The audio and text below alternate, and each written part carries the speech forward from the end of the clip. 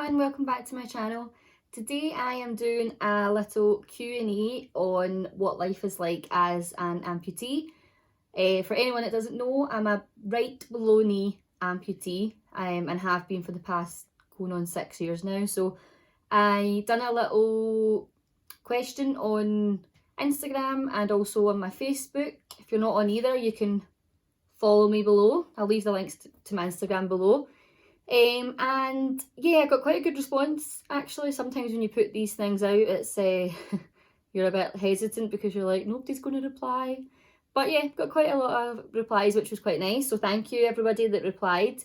Some interesting questions, a lot that I kind of expected, to be fair. It's a lot that I had at the beginning as well. So I will just dive right in. I have got myself a nice latte.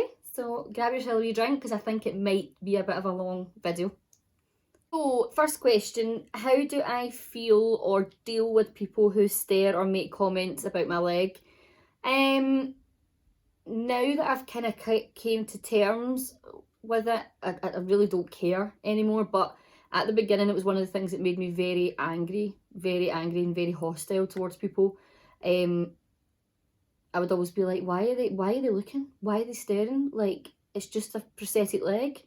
My husband was quite good and helped me deal with that. He would always be like, well, think of it in the role reverso. If it was you and someone came down the street with a prosthetic leg, would you not look and think that's pretty cool? Like, look at them.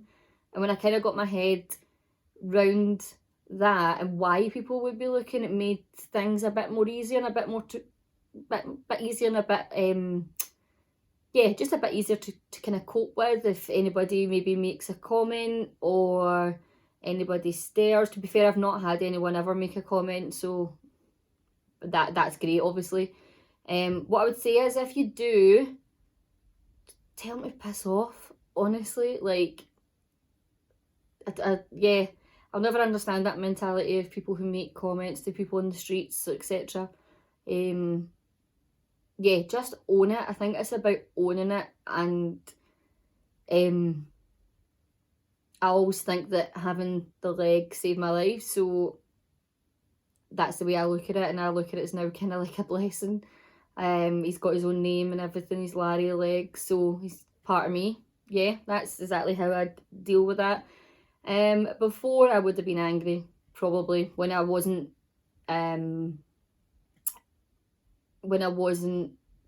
who I am now. I was very angry and very hostile, but now I just kind of let it wash over me if anybody feels free to make a comment. Yeah, thank you for that question. So how have I managed to keep a great get up and go attitude? I think that I've looked at life very much differently. I think I take it now that every day is a blessing, and like, I'm not religious, but I do believe that life could have been a lot more different. In fact, I couldn't have been here. So why not try and live life to the fullest while you've got the opportunity? We never know what's around the corner, especially in obviously the current situation that we're in.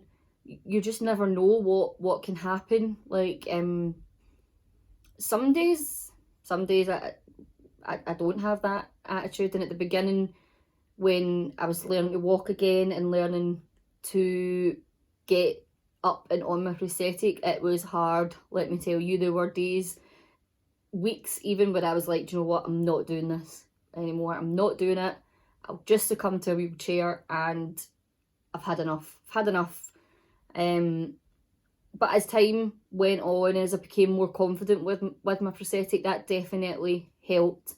And yeah, it has totally shifted my attitude towards life. I want to travel so much more.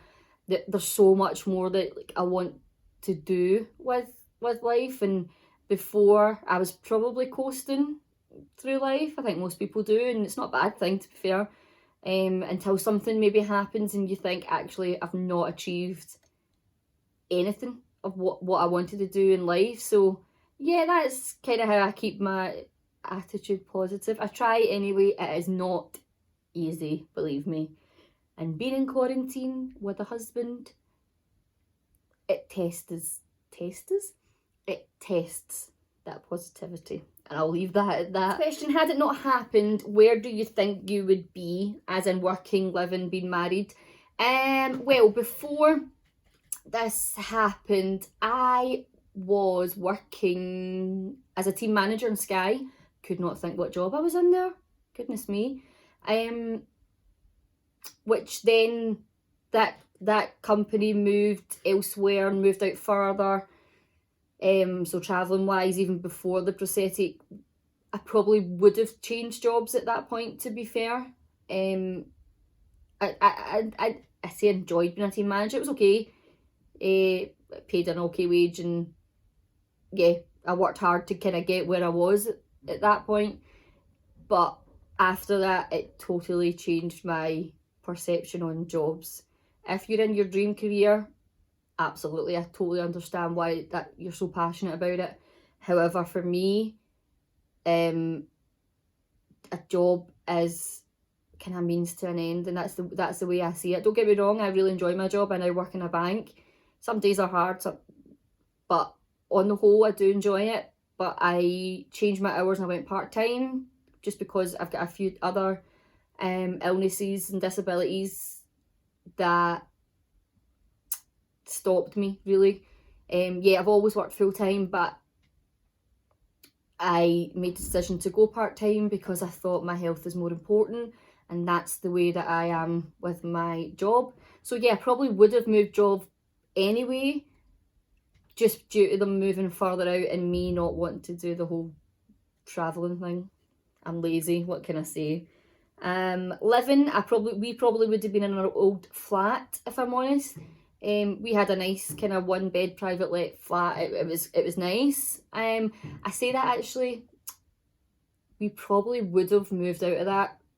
There was quite a lot of damp in the flat.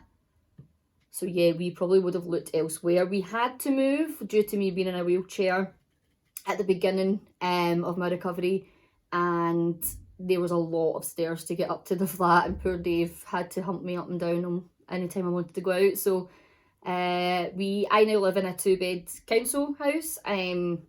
Great flat, absolutely amazing flat, and it was the first one that we got offered, and we got offered it pretty quick due to my disability, so feel very lucky in that sense.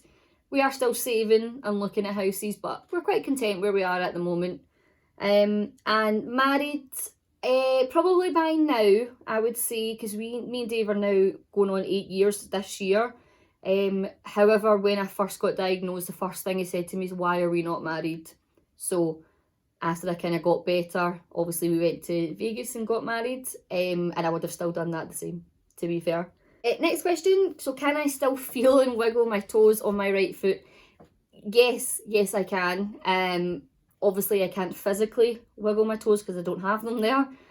However, when I move my stump, it still moves the same nearly said fingers, the same toes that would have obviously been there before. So yeah, still quite a strange feeling. This also links into another question that I was asked, was, do I have any phantom pains? So thankfully, no longer do I have phantom pains. I still get the odd kind of twitch or itch. But at the very beginning, the phantom pains were excruciating. Like, they were worse than the recovery. Because your mind still thinks that your foot is there. So the nerves are obviously still kind of pulsating through your body.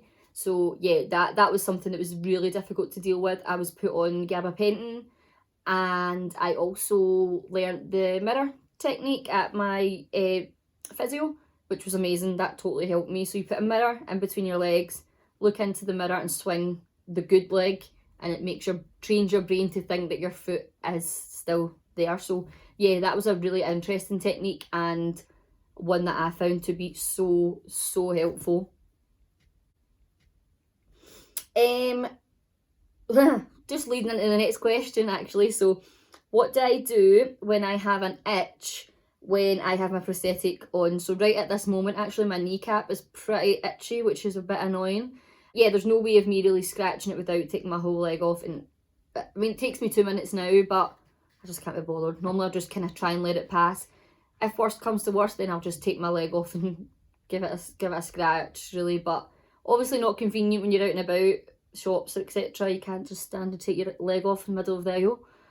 So yeah, I would just normally try and let it pass. It is difficult because you do sweat a lot in your liner. Mine's is like a gel kind of liner, and it can be difficult.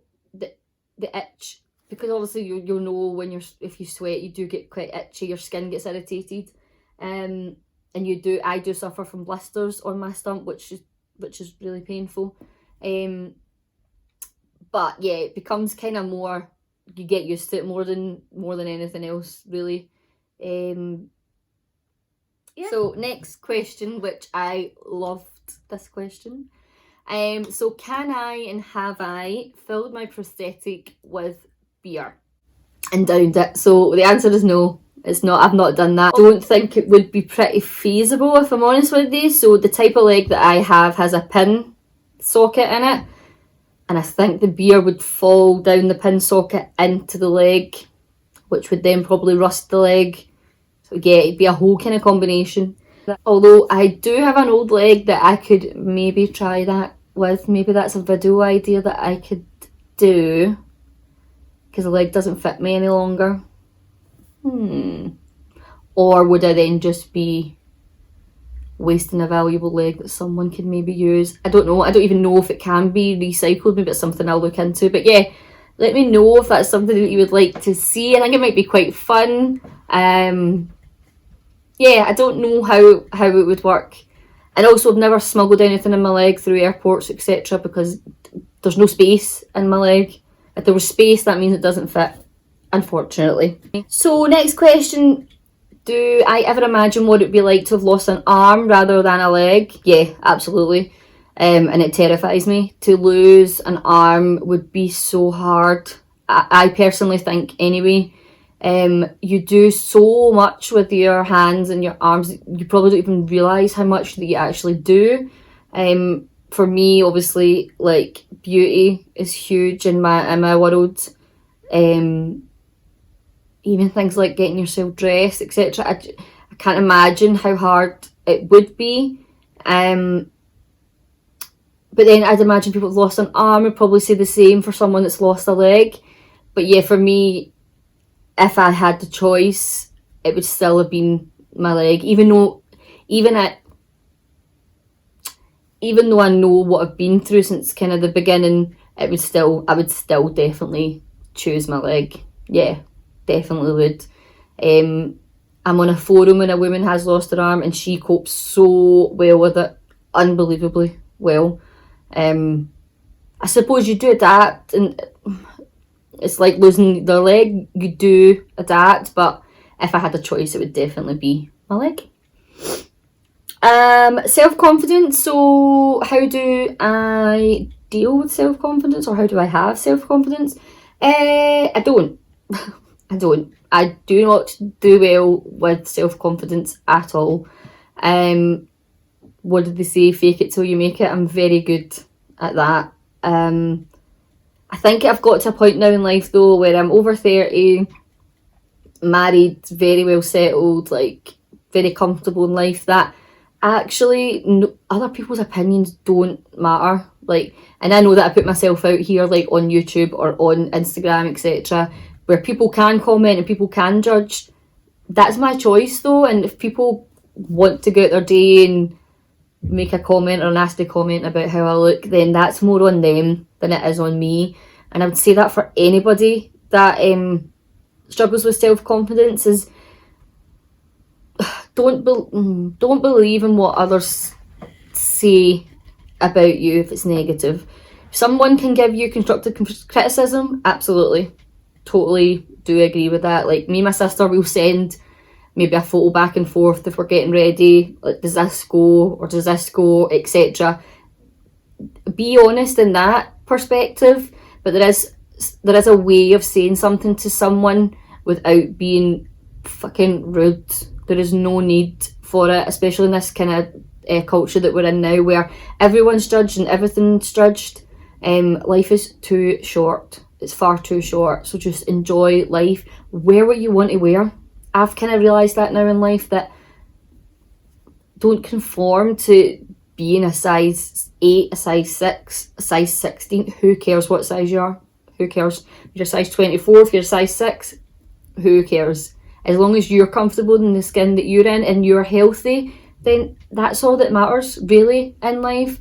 And it is about, again, going back to kind of the first point, it's about owning it. Own your self-confidence. For me, makeup is a huge confidence booster. And hair, although you wouldn't believe it right now, but my hair's quite greasy. We'll just move on from that one. Yeah, just own it. Own it.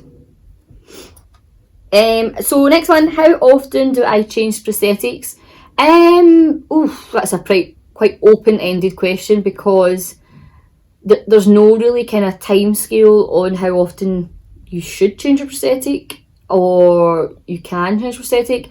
This prosthetic I have had for, goodness me, I think this one I've had for over 2 years, I think.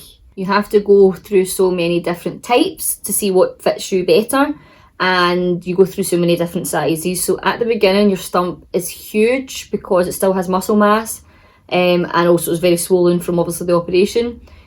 As you get into physio, get up on your leg again, your stump starts to shrink, and it shrinks because obviously it's compressed, and you start to lose the muscle mass as well. So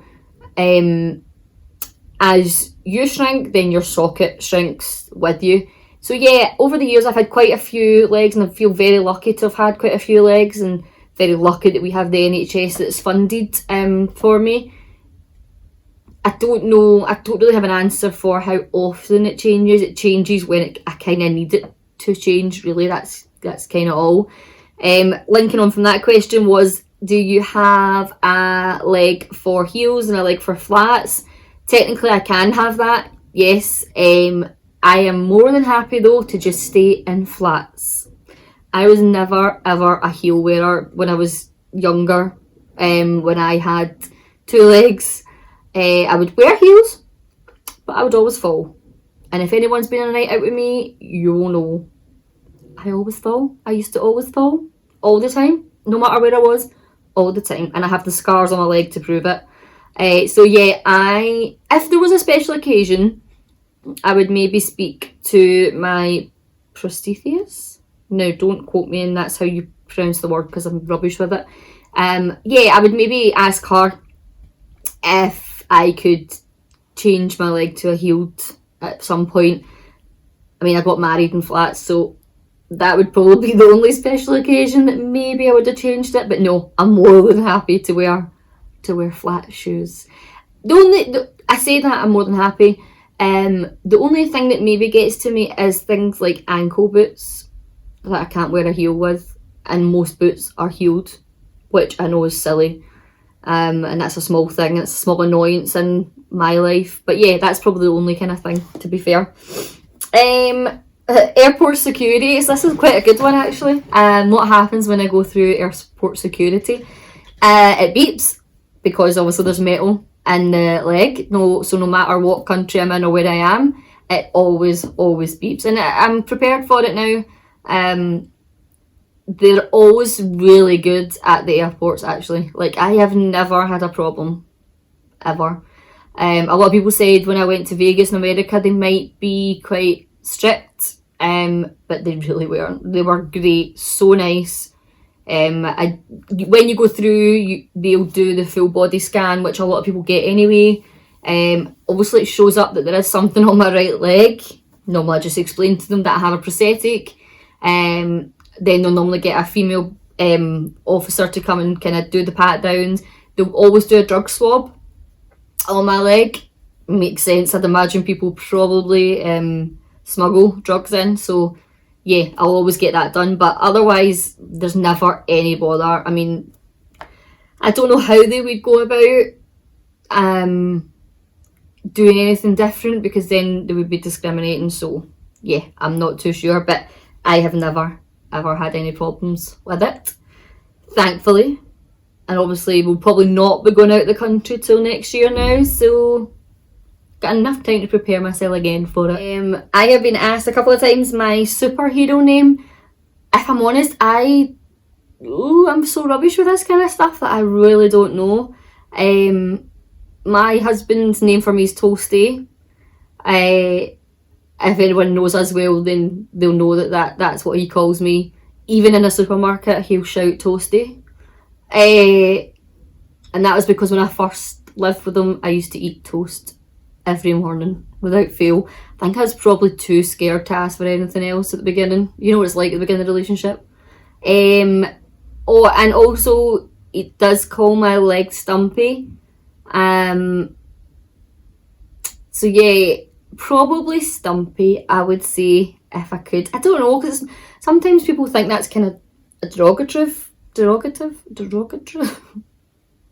What? Term. I don't know. If you've got any suggestions or anything that you think, let me know. Is it pretty cool? It'd be pretty cool if somebody maybe give me a name. Any funny stories? Plenty. So many. One that kind of pops into my head is when I lost my shoe in a nightclub slash bar. So it was Oranmore, if anyone's from Glasgow and knows that venue. There's a gig venue down below. So I went there with the family. We were watching a Bowie kind of tribute act. Brilliant night, excellent. So went from, it was me and my sister, we were going to go, we were going to the toilet, that's what it was. Went to the toilet, and with the prosthetic leg, wearing flats, sometimes it widens the back of the shoe, so then your shoe becomes loose if you don't have like a strap or anything on them. So we went to the toilet, everything's fine, walked back, and as I went to sit down, I noticed that my shoe was gone, completely gone. I had one shoe on and none on the other foot. So cue me with my torch on my phone, like searching to see where the shoe was. Never found it. So I just walked about with one shoe on and got in a taxi, got home with one shoe on. So it's kind of like Cinderella, just left it at the venue. I mean, it was like a Primark shoe. It wasn't like really expensive, so it wasn't too bad. But yeah, that's kind of one of the funny stories that stuck into my head. My poor mum couldn't stop laughing. Like, and I was the same. Looking back now, I'm like, goodness me. People must have been looking at me like, she's well steaming. Probably was, to be fair, but yeah. So yeah, that's quite a funny story to kind of look back on. So last question is about mental health and how I've coped with my mental health. Mental health is absolutely huge right now, and everyone suffers from some form of mental health. I suffer from anxiety and I suffer from depression, and I am on medication for both. Quite open about it.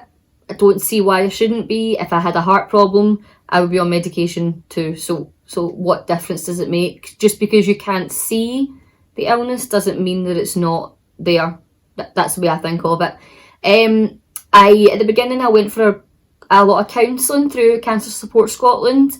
For me personally, I didn't think not that it didn't help, that's not the right word I'm looking for. Don't feel like it changed much in me, so I just kind of got on with it after that. No help, no medication, no nothing.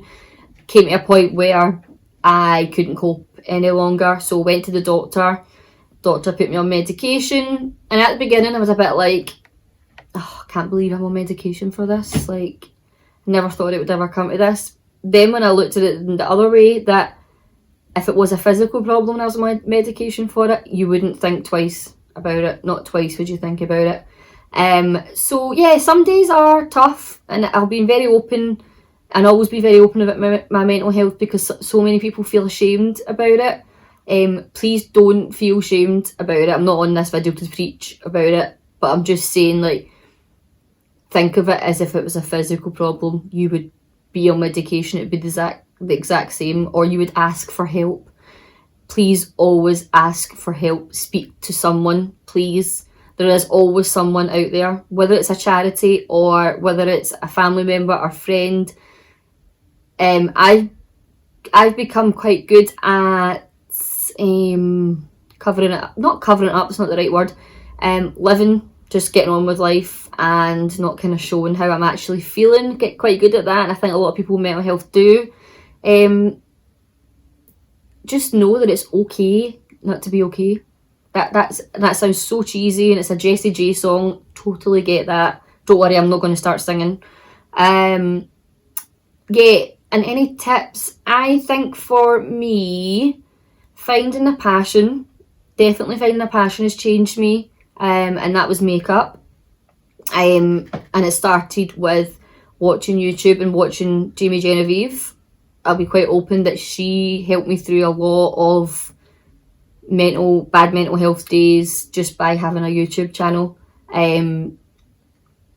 And be open about it and be honest about it. If you're struggling, tell someone, ask someone for help. Please don't be ashamed to ask for help. Everybody struggles. Everybody in life struggles. Also, I do think that the Calm app is pretty good. I don't know if you've ever downloaded it or ever used it. I do think that's a really good app for things like meditation, or CBT as well. CBT is cognitive behavioural therapy, and I do believe that can change your kind of way of thinking. Don't get me wrong, some days are easier than others, and I think anybody will find that. We all have bad days. Everybody in life has a bad day. But don't let it take over your whole life, is what I would say, and always speak to someone as well. So yeah, kind of came to the end of our questions. Sorry if the lighting's changed quite a bit. I filmed when it was still kind of sunny, and now it's went kind of dark. I'm currently in the progress of doing my beauty room up. So this side looks amazing. If you could see behind the camera, looks like a bomb has hit it. So I hope everyone's enjoyed this video, and thank you all so much for your questions. It's much appreciated. It makes doing this a lot easier. Yeah, if you have anything else, any other questions or comments, just leave them down below. So if you want to see me do a video with my other leg, with the beer, let me know. I am more than happy. And if you've got any superhero nicknames, let me know. Thanks for watching. Don't forget to subscribe, and I'll see you next time. Bye.